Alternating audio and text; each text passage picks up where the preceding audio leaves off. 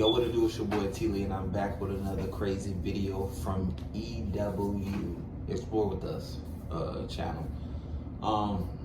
Y'all see by the title, footage shows moment man casually starts a mass shooting. People like this need to be locked up, put away, far, far away. Some of them need to get the death penalty. I'm not gonna lie, people like this, I don't know why you go out into public and take whatever you're going through out on the public. But we about to tap into it. Let's go. 911, what's the location of your emergency? There's a shooting. Someone I just walked down the stairs shooting people. I would send a lot of ambulances. You have some critical spine injuries. On the newest thing that he has for only explosive devices there on and off. A bomb or two is going to go off. You said there's a bomb? When a disgruntled former patient invades the Alina Health Clinic in Buffalo, I thought this was at a bank. You did this at a clinic?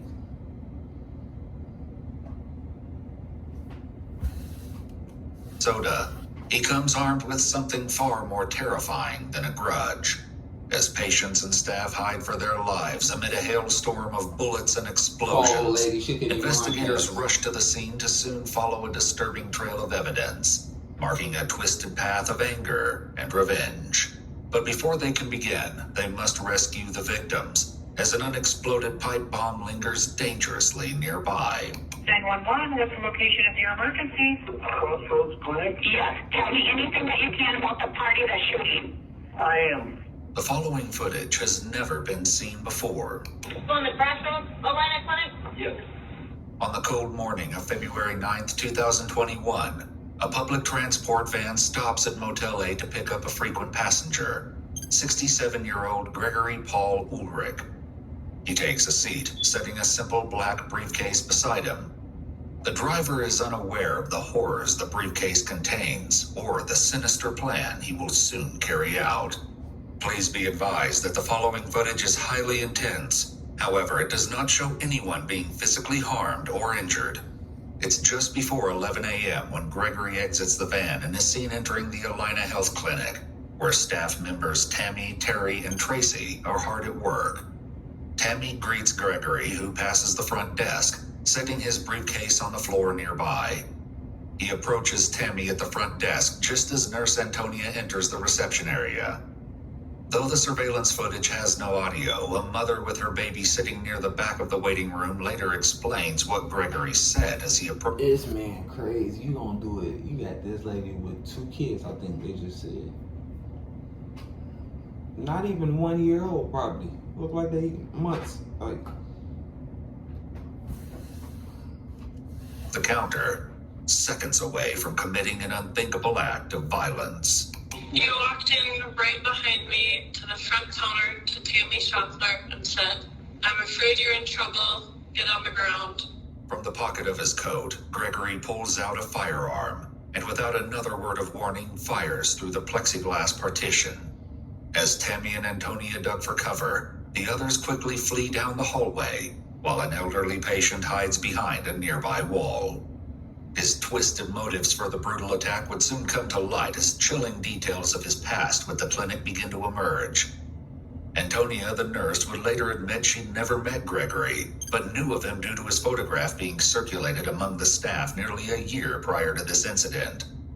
2 years ago, in 2018, Dr. Robert Mullaney at the Buffalo Hospital, just 2 miles from the Alina Clinic, claimed to have received a threatening manifesto from Gregory. In it, he discussed killing as many Alina employees as he could.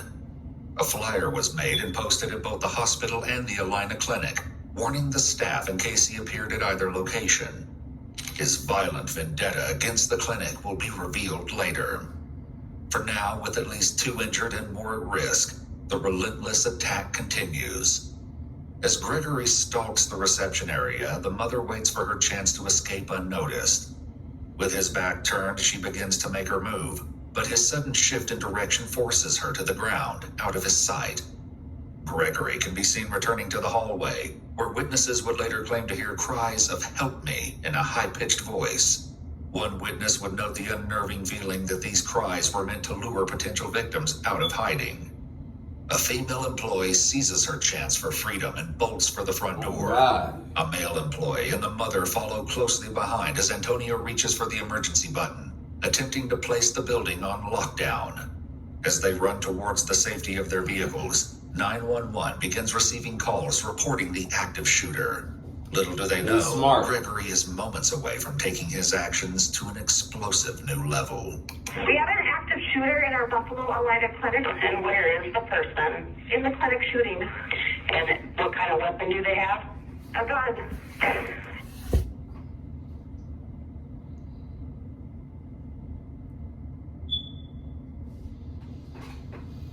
She said somebody in there shooting. She said, what kind of weapon do they? I can't make this up. Y'all just seen this live. Y'all heard this live. Bro, they be pissing me off, the people on the, whatever you call them people that when you call 911. They piss me off with that. You call somebody, oh, my homie just got shot. Oh, what just happened to him? Yo, my homie just got shot in the arm. Oh, where did he get shot at?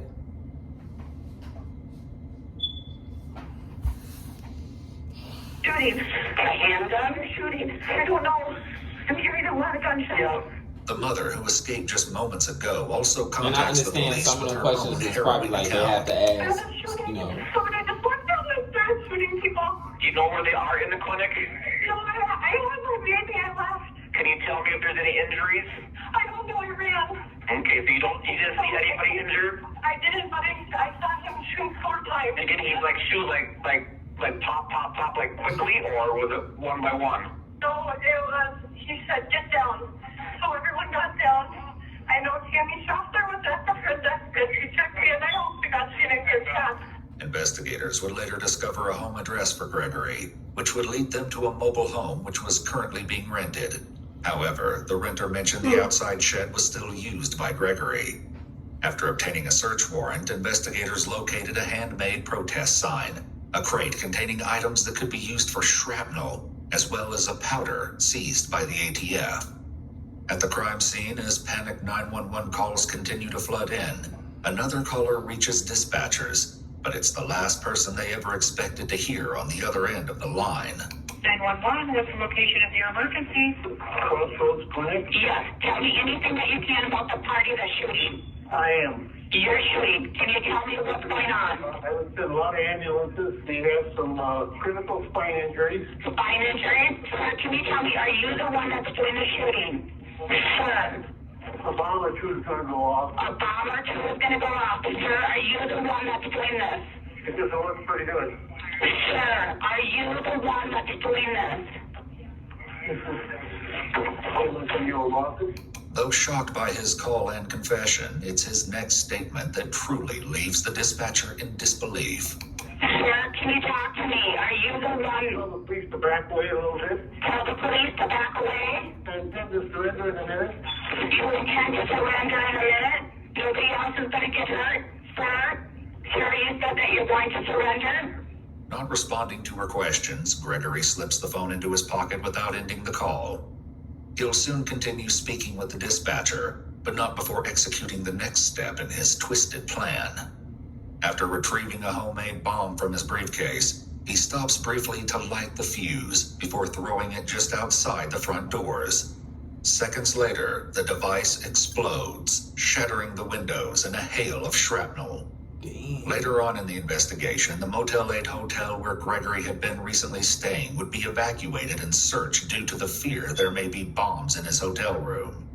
No additional explosives were located, but a search of his room uncovered 6 oxycodone pills and an empty can of Pringles, several empty boxes of ammunition, glue, hand tools, and a firearm manual matching the one used in the shooting. An interview with the motel owner revealed a conversation he had with Gregory the day prior to the incident. After offering to save him money by converting the nightly charges to a week, Gregory declined, citing ominously, "After tomorrow, my work will be done." What does this man think this is, a movie? Like he's some super evil villain? My work will be done. Looking ass, nigga. He ugly as hell for that. My work will be done. Look. Back at the scene, officers with the Buffalo Police Department have arrived and are keeping a safe distance from the clinic. Due to the threat Gregory poses, the officers must approach carefully or risk becoming victims themselves. Hey, we could use a vehicle as a shield. The rolling shield with a vehicle. Nobody. We can use the vehicle as a rolling shield. I've got the car. You guys have the automatic? That's two passenger side? Yeah, that's fine. I'll lock the door. Has been notified. I'll lock the door. Here. No, give me a second. I'm gonna go straight up. Ready? Yep. The officers make their way for the front doors, seemingly hopeful the car will protect them from whatever danger awaits them. They've yet to realize just how dire the situation is for victims still trapped inside, who are seconds away from another brutal attack. Gregory retrieves a second bomb from his briefcase before heading toward his next target. As he passes the patient still hiding behind the wall to his left, he delivers a chilling message of reassurance, which can be heard as the dispatcher continues to listen. Just stay there. You'll be fine.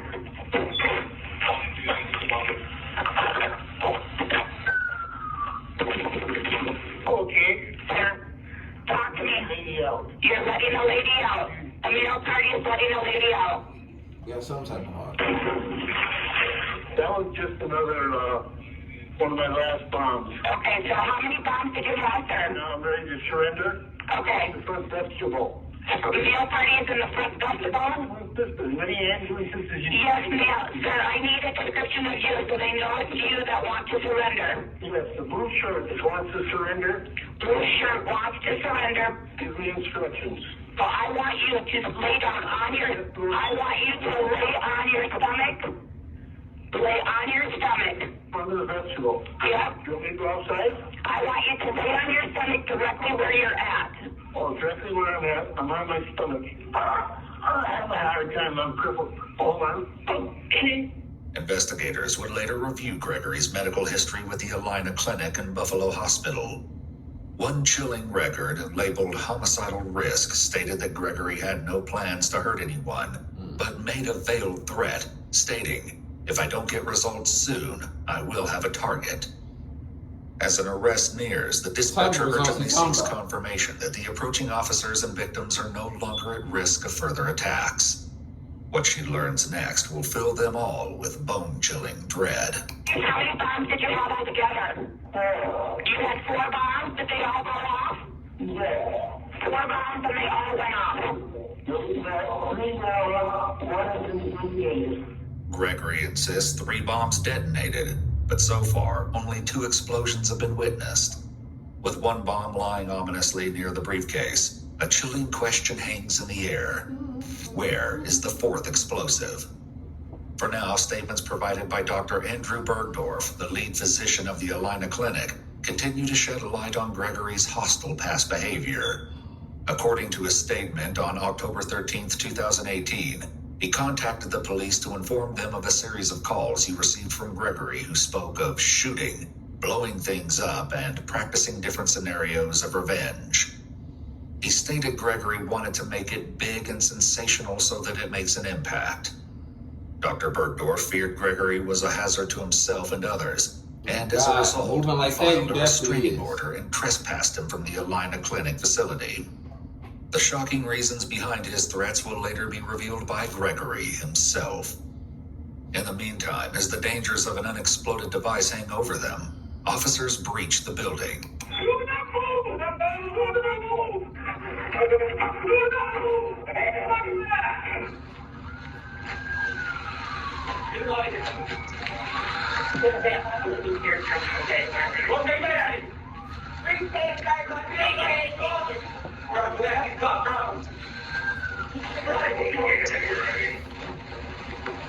Get up on here. Get up. Take it in my car.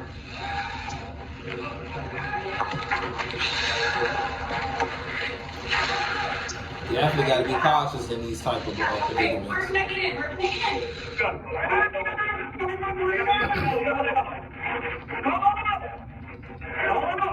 Gregory is now in custody. He'll soon unleash his resentments and reveal what drove him to aim solely at the clinic staff. His head For big now, as the shit. officers must work to evacuate the building, but moving the critically injured victims will prove more than a challenge. His head big as shit. He is now in His head custody. big. He'll soon unleash his resentments and reveal what drove him to aim solely at the They clinic choking the hell staff. out of his ass. For now, the officers I'll must be work pissed to too, evacuate over the there. building, but moving the critically injured victims will prove more than a challenge. Oh my God. I don't know why. I got your back, Andrew. It's just you and I. It's just you and I. Anybody back here? Survivors. Buffalo Police. Buffalo Police survivors.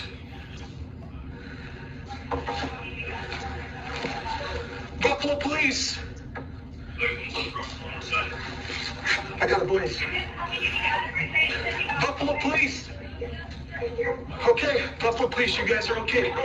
Okay, we got the suspect. He's handcuffed. I'm gonna bring him out. Come with me. The other officers continue clearing the rooms, urgently guiding patients and staff to the exit, all the while unaware of the missing Oh fourth God, don't get explosive. near that. 431 all units. I'm coming out with 2 survivors, not injury. Come with me. Evacuation continues to take priority. 59-year-old Tammy, with a gunshot wound to her stomach, is guided toward an ambulance. A wheelchair is used to bring 35-year-old medical assistant Jennifer to safety, and will also be used to aid 32-year-old Antonia, who suffered a gunshot wound to the back. The fifth and final gunshot victim, 37-year-old Lindsay Overbay, remained inside while first responders attempted CPR. Though surveillance footage was unable to capture it, an audio recording of the incident reveals the life-saving efforts of first responders. Wednesday. Come on, Wednesday. We're ready to go back for you guys, guys. Come on, Wednesday. Stay with me. Fight through this, Wednesday. Do you need us to carry her out? Carry her out. We can carry her out. We have enough here. Carry her out. We got time for it here. That's not your word. Damn, she had a clinic. We got it. Just go, man. Just go. I got the head. Here we go. Life flight helicopters soon arrive, each transporting Sherry and Lindsay, while the others are transported by ambulance to local area hospitals. With the building now clear, police call the Minneapolis bomb squad, who successfully recover the device and take it away to be dismantled. Shockingly, it wasn't until after the surveillance footage was reviewed that they realized an additional unexploded pipe bomb remained in the building. They returned to the clinic, recovering the final device. With the lives of many Alina staff hanging in the balance, investigators demand answers from Gregory, who finally unveils his motive for the vicious I was just about assault. to ask, so what was the... Gregory's grievances with the Alina Clinic and Buffalo Hospital began on December 8, 2016, 5 years before the attack. Gregory claims he had back surgery and was released from the hospital with pain medication. At one point, he admits to taking as many as 64 pain pills in 2 days. Damn. On December 29th, he claims he was tortured after his medication ran out. Paramedics then advised him to go see his doctor, Dr. Bergdorf, who Gregory blamed for all of this. He says he was then locked up and tortured. The evidence, he adds, is in his briefcase. After explaining his motives for the attack, Gregory leaves investigators with the final haunting claim that he is the worst victim, and he hopes that no one died. Unfortunately, while 4 of the victims survived the attack, 37-year-old Lindsay Overbay succumbed to her injuries at the hospital. Oh. Though Dr. Bergdorf may have been a target of Gregory's vengeance-fueled assault, he was working remotely that day and escaped harm. 67-year-old Gregory Paul Ulrich was charged with 1 count of first-degree premeditated murder, 4 counts of attempted first-degree murder, and discharge of an explosive device with gross disregard to life and property. On June 2, 2022, a jury found him guilty of all charges. Gregory was sentenced to life in prison without the possibility of Okay, parole. well, you know, he not coming out alive. Shoot. So, anyway, appreciate y'all for watching. Let me know in the comments what y'all think about this one, man. This is a crazy one. He could have went about this a different way. All I'm gonna have to say. Let me know in the comments what you think about this stuff. Yeah. Appreciate y'all for watching. You already know. Stay tuned for more crazy videos. We on the road to 100K subscribers, and I'm